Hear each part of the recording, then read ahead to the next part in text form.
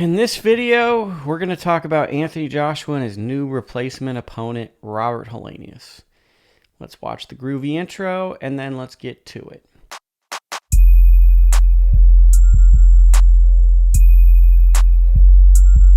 So, as I always say, Anthony Joshua lost his opponent, no fault of his own. Dillian Whyte failed a drug test. Some have said that this is the third time he's failed a drug test. I know I'm pretty sick of Dillian Whyte. He had a good win over Joseph Parker. One could say that that was also tainted by a head clash that wasn't called. But if Whyte were in fact cheating for his career, which now there's reasonable suspicion given that, it really paints a bad picture for him because his whole style was built around physical toughness and durability, some things that drugs actually can help with. So now we have heightened suspicion about the historical relevancy of Dillian Whyte. I saw one commenter go, "Man, Dillian Whyte's career is over." Spoiler alert, his career was already over. He struggled with Jermaine Franklin. Fighting Joshua was just kind of him making money at this point, and that's what it is. We can sugarcoat it and do that, but this channel is not about lying to y'all. We respect you. So Robert Helenius fought last weekend, got a third-round knockout. He fought in a castle, I was told by BoxRec Gray. And now he is taking on Anthony Joshua, and I have one thought in my mind. Please, Anthony Joshua, do not have a hard-fought fight with Robert Helenius. That would be the most Anthony Joshua thing ever. A guy that Deontay Wilder knocked out in one round. Most people are circling knockout victory for this. My absolute fear is Anthony Joshua do not have a hard-fought competitive bout with Robert Helenius, who's 39 years old. This fight should definitely look like the Pulev fight. Helenius starts strong. He has that 3 to 4 round window where he does have good snap on his punches. He is a bigger guy. He can throw a lot. The only thing that scares me about this fight is it does kind of mirror the Andy Ruiz fight because Helenius is coming off a camp. He's in the best shape of his life, arguably, when you look at the weight he came in for the last fight. He sparred Joshua, which means the mystique isn't fully there. But you have to expect at this point, though I'm critical of Joshua, he is in that upper tier of heavyweight. So Helenius is in the second tier of heavyweight. You would expect these are the guys Joshua typically looks absolutely amazing against. So there is a good to this. If Joshua can win this, he can kind of avenge a demon that was in his past, which is that late notice loss to Andy Ruiz. This could be kind of a little bit of the get back. The fight is no longer on pay-per-view, which I think is a net positive because who wanted to see Dillian Whyte on pay-per-view against Anthony Joshua? I know I didn't, so I wouldn't have even tuned into the fight. I would have just watched highlights. Now there's a chance maybe I tune it on. Maybe I watch it. More than likely I don't. More than likely I watch the highlight video and watch the FedEx Cup playoffs or go out and go for a good walk. But there is a chance I actually care about the fight, which if it was Dillian Whyte, zero chance. Zero chance that I even cared. Joshua needs to really have a dominant, great performance that gets him into the fight that he's calling for. It's no secret Joshua wants to fight Deontay Wilder. He really wants that fight.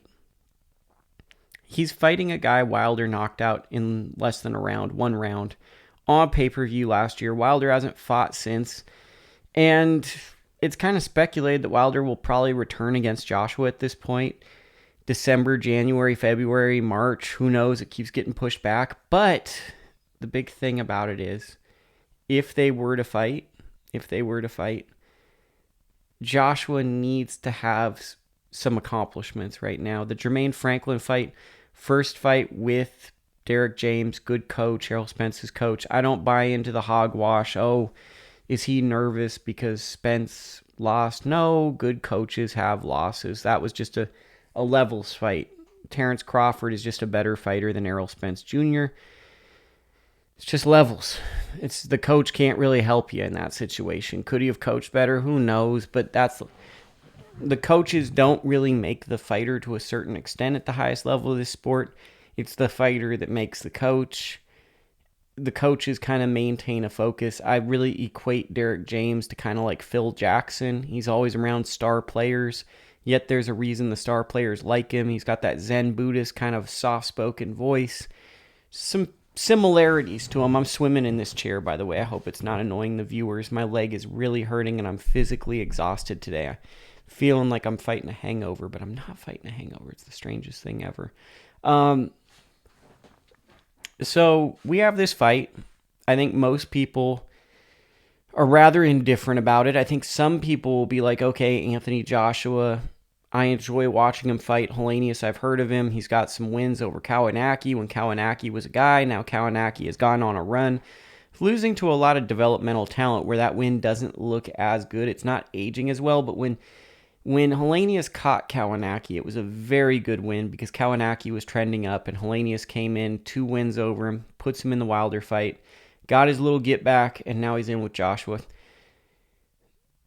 This is like I keep saying, this is the fight that Joshua needs to look like, I'm going to make a statement. I just really hope Anthony Joshua doesn't do the Joshua thing, which I'm halfway expecting, but I'm optimistic it won't happen, where it's like he's tentative and slow and indecisive and rounds are too competitive and maybe he has an 8th or 9th round knockout where he finally starts going forward and putting pressure.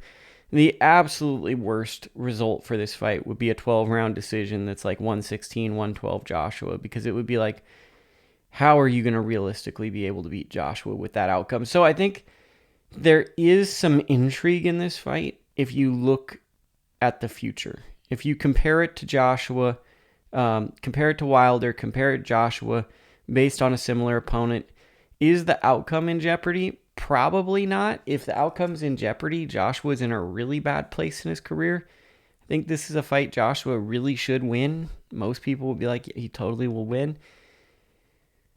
But man, we don't really know what Joshua is anymore. And it's just this thing where it's pretty clear to me Joshua runs his own camp. And we saw that when he fought Usyk, and it's like he's the big guy, and what was his game plan? I'm going to outbox one of the greatest modern boxers. That's kind of I run my own camp type of thinking. So I don't know. This is going to tell us a lot about Joshua. Let me know what you think. Comments, subscribe, all that stuff. I'm hurting today. I'm moving slower. So wish me well too. Hope this video hits you well. And see, I'm not a Joshua hater. I'm very realistic.